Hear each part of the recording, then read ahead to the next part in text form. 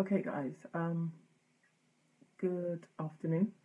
I'm just gonna wait for a couple of you to jump on here so I can have a quick conversation about this topic that I've been tagged in. People have hit me up privately, and it was getting a little bit intense.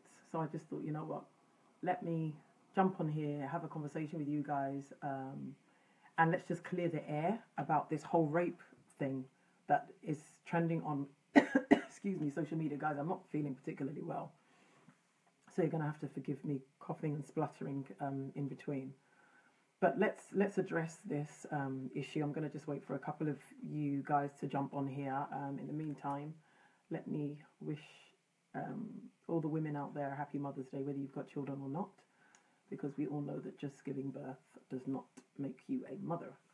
So thank you to all the wonderful ladies out there that give of themselves to make the lives of a lot of people a lot easier. Okay, so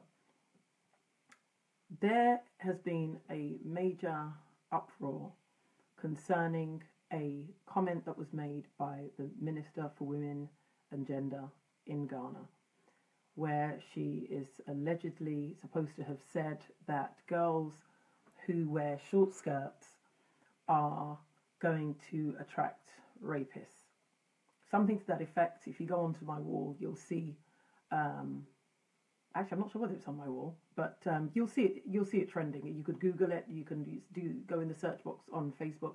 You will find this topic trending about how the Minister for Women in Ghana is saying that short skirts can contribute to a woman being raped. Okay, so obviously because of my background, you guys, a lot of you have actually hit me up on Facebook, tagged me countless times to see what my views are on this subject, and I'm going to make this super clear. First of all, let's understand what rape is. Rape is forcing somebody to have sex with you without their consent. I'm not going to get into anything more technical than that. Focus on the word consent, which means permission. Yeah? That is what rape is. If you don't have the person's permission and you have sex with them, that is rape. Okay? And we're talking about adults here. Children do not have the capacity to consent to sex. Again, I'm going to keep this real simple, because even the basics I find it's very difficult for people to understand. So I'm going to try and be as precise and as coherent as is humanly possible. And I would encourage you guys to tag your friends that have commented on this subject so that they can also allow for other people to get this information. So I would beseech you to really make it a point to share this video. Okay. So we have established that basically rape is when you force somebody to have sex with you and they have not given their consent. That's it, right? The statement that was made is that girls, because of their attire, because sometimes their skirts may be too short, will attract rapists. Let me tell you something about rape. Quite simply, rape happens because rapists rape. It is a conscious choice that they make to violate, to disrespect another human being.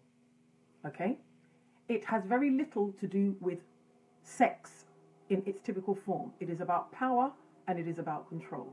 And that is why you will find that sex is now classed as a weapon that is, that is used during war. It's classed as a war crime. It's not because the soldiers can't find someone to sleep with, or because the women there look so irresistible that they cannot restrain themselves. So clearly, that is not a reason why men rape. And I want to, go further to say, not only women are raped, men are raped as well, boys are raped. Boys are abused, girls are abused, babies are abused. One of my colleagues that I work with in Ghana around this issue told me of a 2-year-old baby, and it's gonna get graphic because I am gonna keep it so real here. A 2-year-old baby was raped, abused, and the child unfortunately died. The child bled to death. They couldn't take the amount of trauma that their tiny body was subjected to. Okay?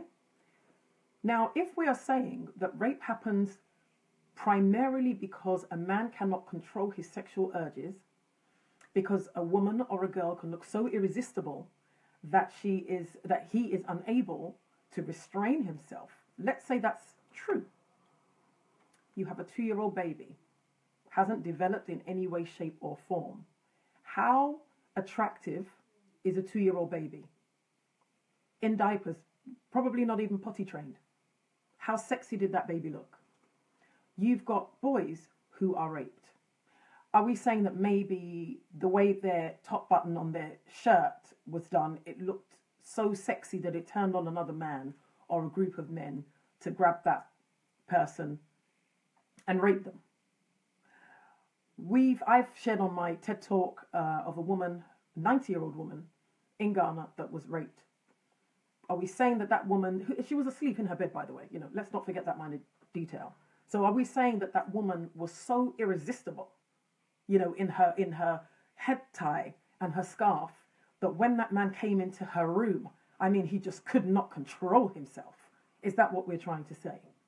Because the moment we take the focus off a rapist and place it on a victim and say that there is something that either you did or didn't do that either could have prevented your rape or invited it, then we've lost the plot. Then it means that we don't understand what rape is. It also means that our focus is on the wrong things and on the wrong person. There is no skirt that has been created that has the power to turn a non-rapist into a rapist. The man that will rape a woman or anyone else does so because inherently that is who he is. It will not suddenly turn him into something that he is not. There is no skirt short enough that could turn my husband into a rapist. There is no skirt short enough that could turn my son into a rapist, or my father, or my brothers. That is not why rape happens. Rape happens because rapists rape. Now, if we are going to use that logic, would it then be fair to say that if somebody broke into your home, or you left a window open, or a door was unlocked, and a thief came into your house and cleared you of all your worldly possessions, that they would somehow be justified because you left the door unlocked? So it therefore entitled them to come in and steal.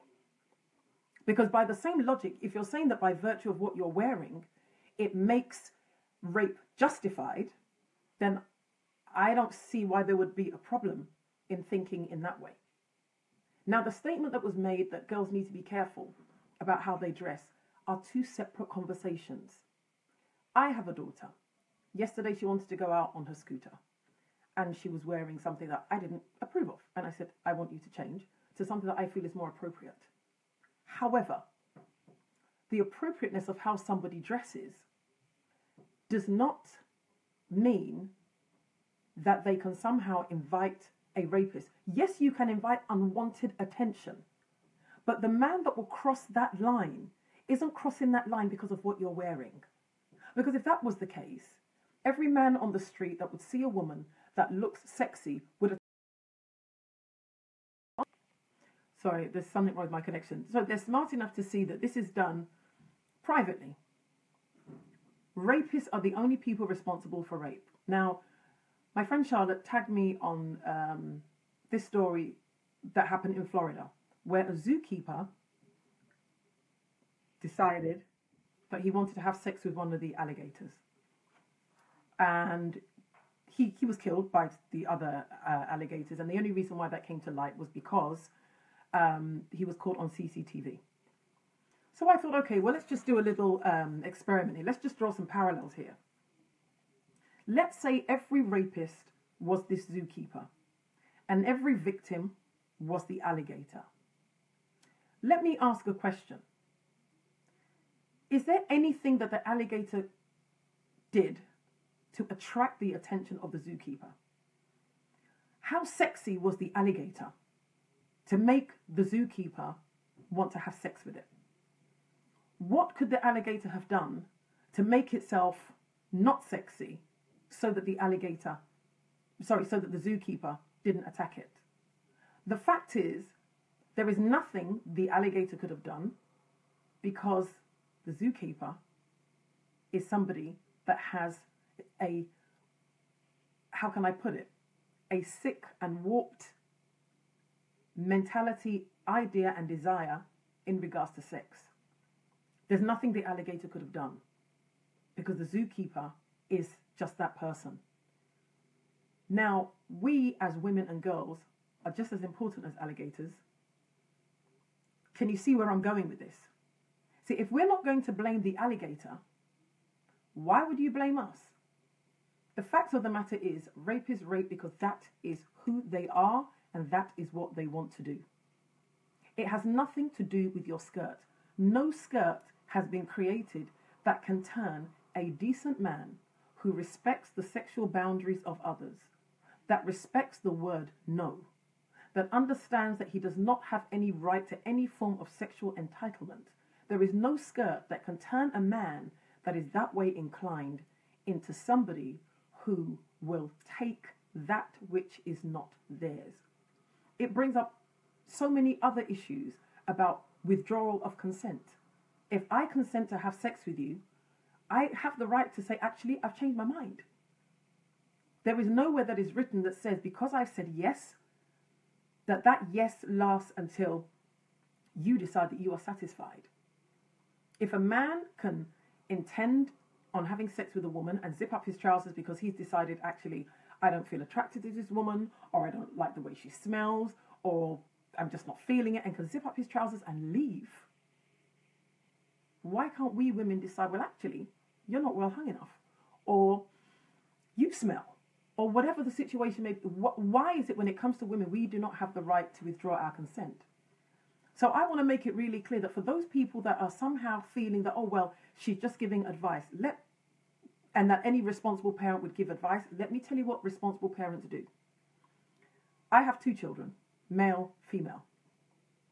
I taught my son about domestic violence from a very young age. I also taught my son that he is not entitled to touch that which is not his, that which is not given. So I would not accept my son coming home and saying, Mom, guess what? You see our next door neighbour? Well, I just raped her. Reason being, Mom, her skirt was so short and she just looked so sexy that I couldn't resist. So, Mom, you know how it is. I raped her. Would any of you people watching this video find that even remotely acceptable? Because if you wouldn't, why are you, making the argument or supporting the argument that a girl's attire is somehow a contributory factor to her being raped? Now, if you're talking about unwanted attention, they are 2 separate conversations that must never be merged or had in the same sentence. Because what that then does is it turns automatically to victim blaming and victim focus and victim responsibility. And that is unacceptable. That is wrong. You cannot make a woman or a girl responsible for making herself not be a victim. Nobody has that power.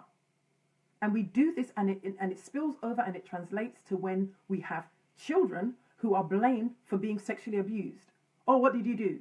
Oh, well, what were you wearing? Or where did you go? What room did you go into? It's unacceptable.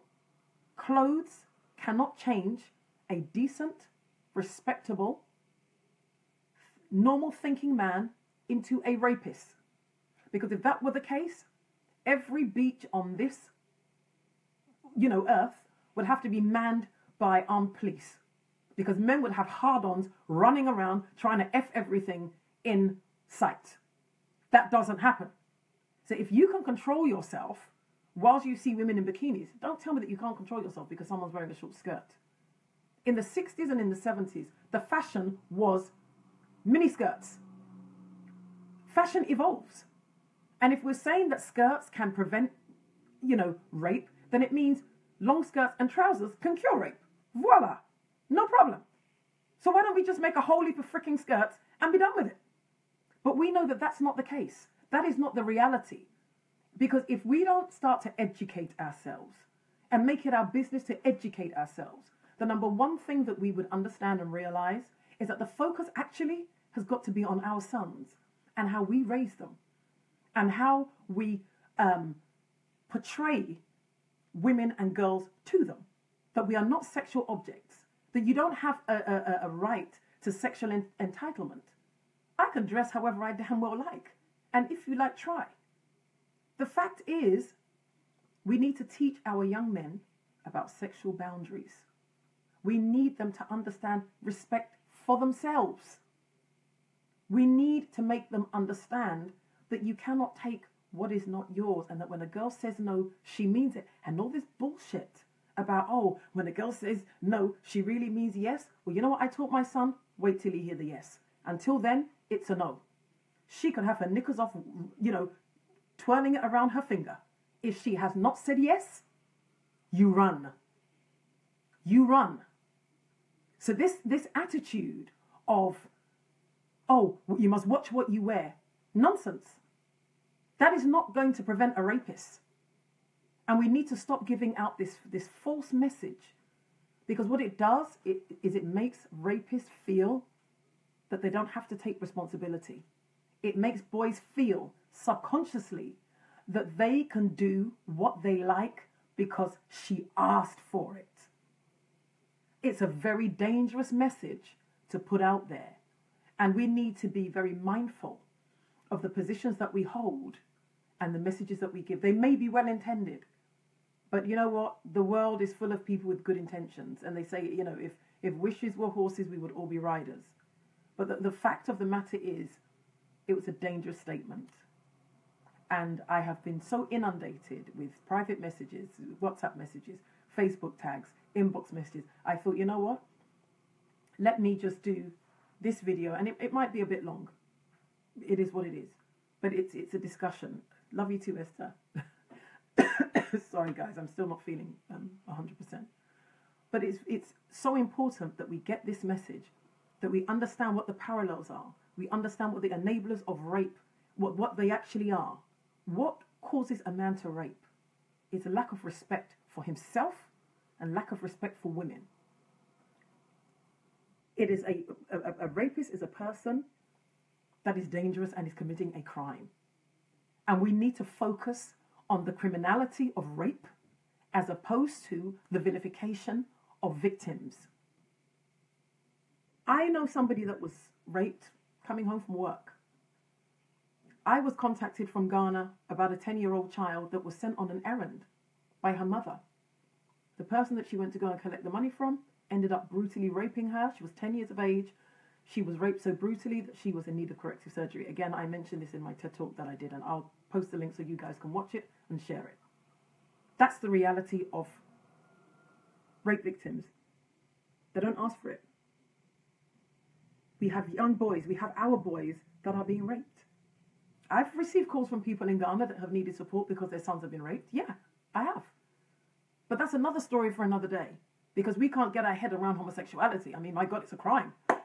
Which kind of, what kind of depravity is that? I mean, who has gay sex? So what do? We shut down victims. We shut down victims that are actually being violated by men because we don't believe anything. So for me, I think I've said enough. The final message is skirts, clothes, attitudes of women and girls do not create rapists.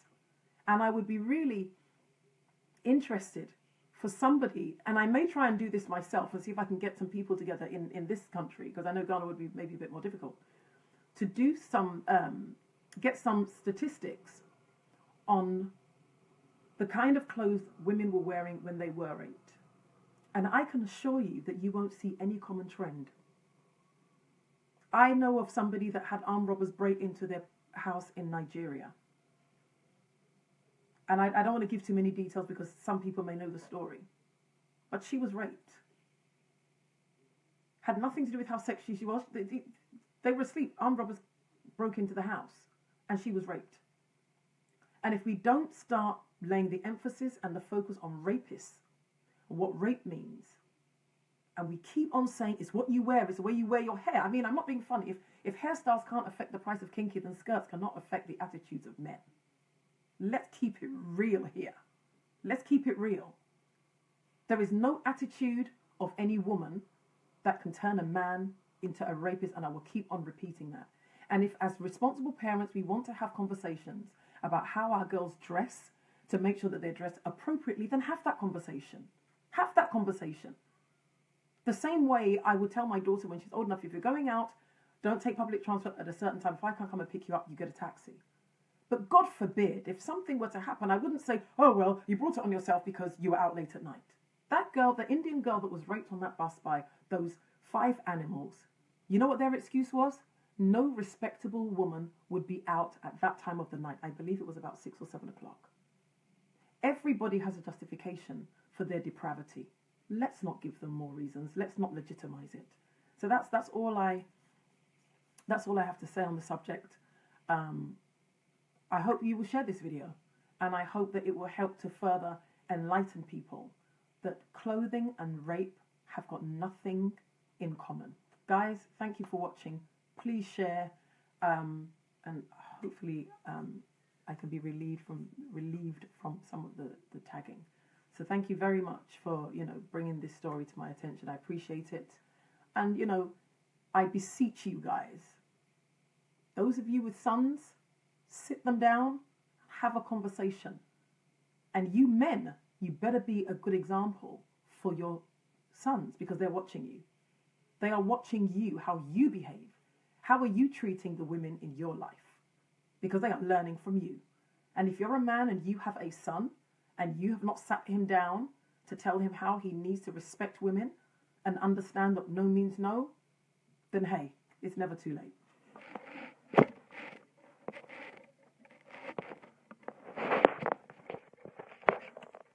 I'm trying